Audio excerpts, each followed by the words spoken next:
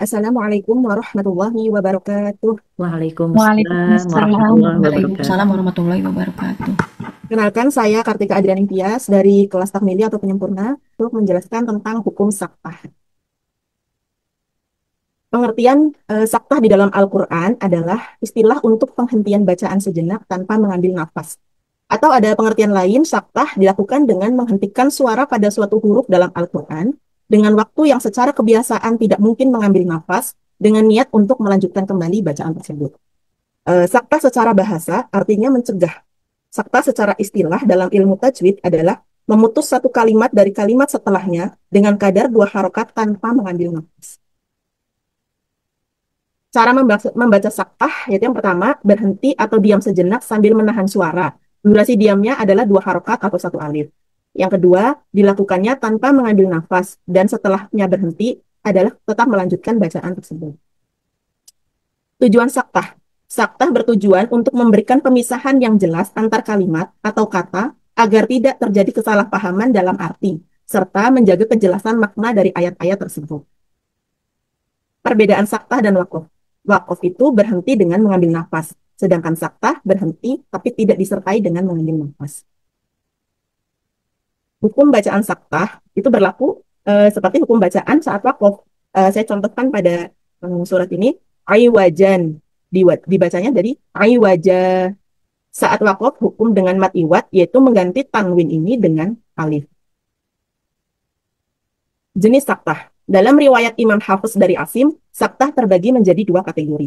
Yang pertama, saktah yang disepakati, yaitu bacaan yang hanya memiliki satu cara baca saktah, dan hanya ada dalam qiraat Imam Asim yang diriwayatkan oleh Imam Hafiz, sebagaimana yang dicatat oleh Asy-Syatibi dalam Nadam Hismul Abani. Dan yang kedua, saktah yang memiliki perbedaan atau bikhulfin anhu, yaitu bacaan yang memiliki tiga cara baca, wakof, wasol, dan saktah, yang berdasarkan riwayat yang diperoleh oleh Imam Hafiz dari Imam Asy'ari. Kita akan membahas kategori yang pertama. Dalam riwayat Imam Hafiz dari Asim, berikut adalah 4 saktah di dalam Al-Quran. Yang pertama dalam surat Al-Kahfi ayat 1. Yang kedua, dalam surat Yasin ayat 52. Yang ketiga, dalam surat Al-Qiyamah ayat 27. Dan yang keempat, pada surat Al-Mutaffifin ayat 14. Kita akan membahas yang pertama surat Al-Kahfi ayat 1 dan kedua. Saya akan mencontohkan cara membacanya ya. Lillahilladzi anzala ala abdihil kitaba wa lam yaj'al lahu iwaja qayyiman liyundhira ba'sa. Pada saat mengucapkan iwajan atau kita baca iwaja pada ayat 1, pembaca akan berhenti sejenak tanpa mengambil nafas sebelum kita melanjutkan kepada qayyiman pada ayat kedua. Sebenarnya surat Al-Kahfi ini berhubungan dengan artinya ya. Ini adalah contoh saktah pada alif pada perubahan dari tanwin menjadi alif. Hikmah adanya saktah ini pada lafadz aywajan adalah menampik kesalahpahaman di telinga pendengar bahwa lafadz qayyiman yang bermakna lurus sebagai sifat atau na'at dari lafadz aywajan yang bermakna bengkok. Seandainya tidak terbaca saktah, mungkin saja pendengar akan memahami makna yang dimaksud adalah dia tidak menjadikannya bengkok yang lurus. Padahal yang dikehendaki dalam susunan ayat ini adalah qayyiman terbaca fathah. Sebab amil fi'il berupa lafaz anzalahu yang disimpan sehingga makna yang dikehendaki adalah dia menurunkan Al-Quran sebagai bimbingan yang lurus dan tidak ada kebengkokan sedikit pun di dalamnya. Yang kedua pada surat Yasin. Qalu ya wailana man ba'athana min marqadina. Hadama.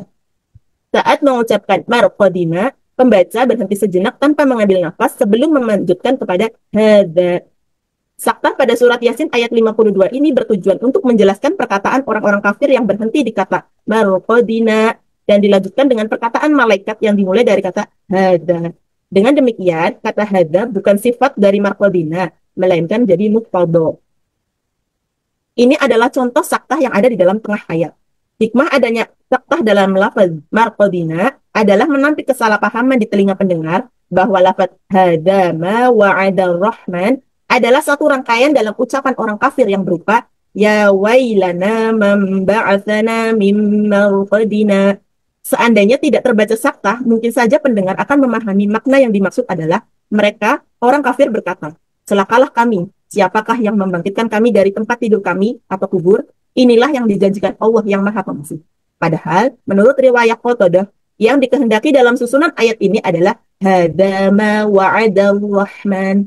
Ini yang dijanjikan Allah yang Maha Pengasih sebagai ucapan yang beriman. Sedangkan ya wailana memba'athana mimma ruqadina, artinya celakalah kami. Siapakah yang membangkitkan kami dari tempat tidur kami, yaitu kubur, sebagai ucapan orang kafir. Dan saktah di sini sebagai pemisah dua ucapan yang dilontarkan oleh dua kelompok yang berbeda, yaitu orang-orang yang beriman dan orang-orang yang kafir.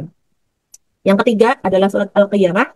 Wa qila man raq. Penerapan saktah pada ayat ini dimaksudkan menjaga izhar nun mati. Jika nun mati diidghamkan kepada huruf ro, khawatir akan menjadi kata marraq yang sesuai dengan wazan fa'ala.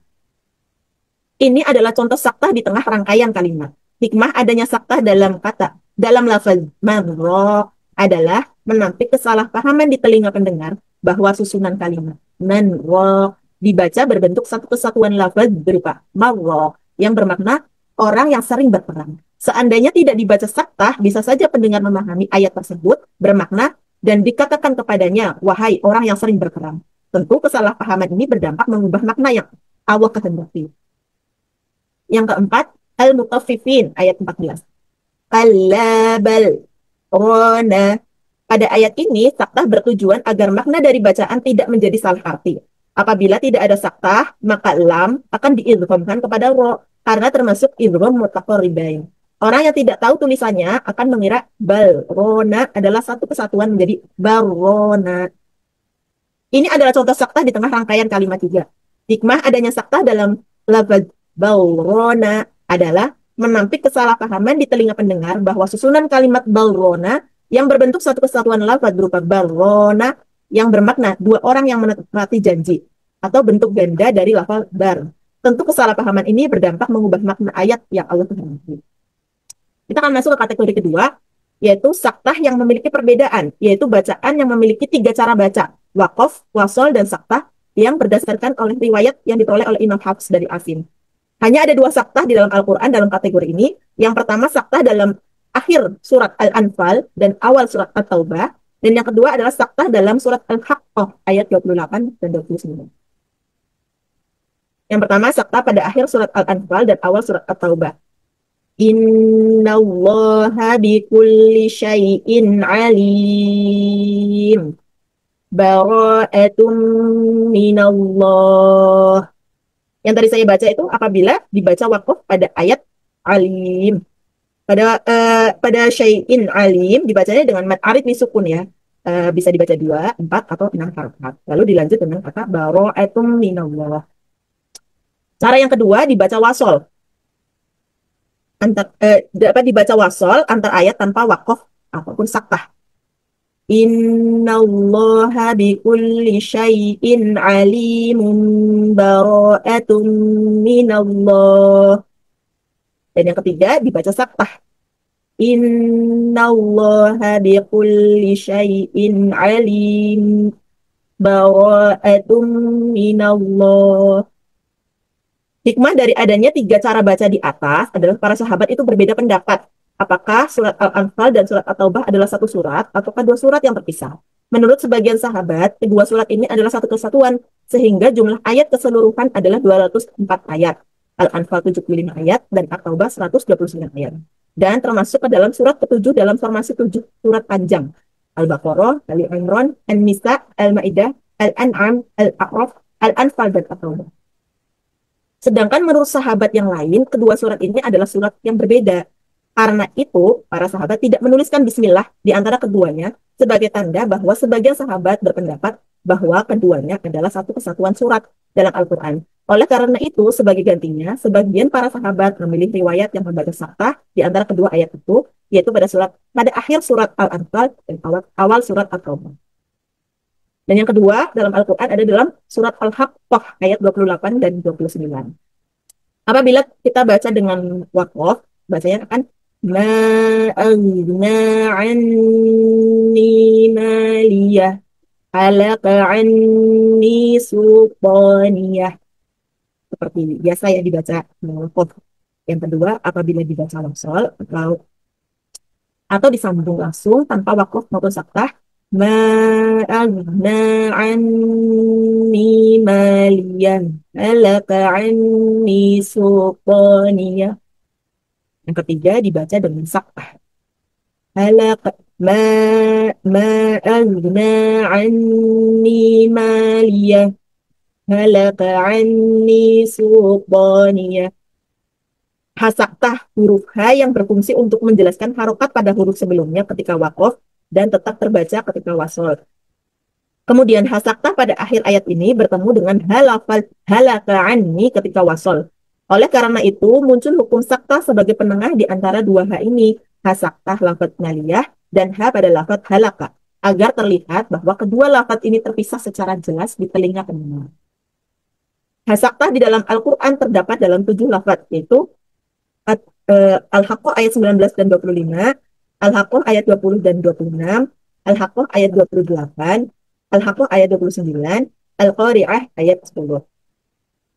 Kesalahan-kesalahan kita saat membaca saktah. Yang pertama, berhenti dengan mengambil nafas.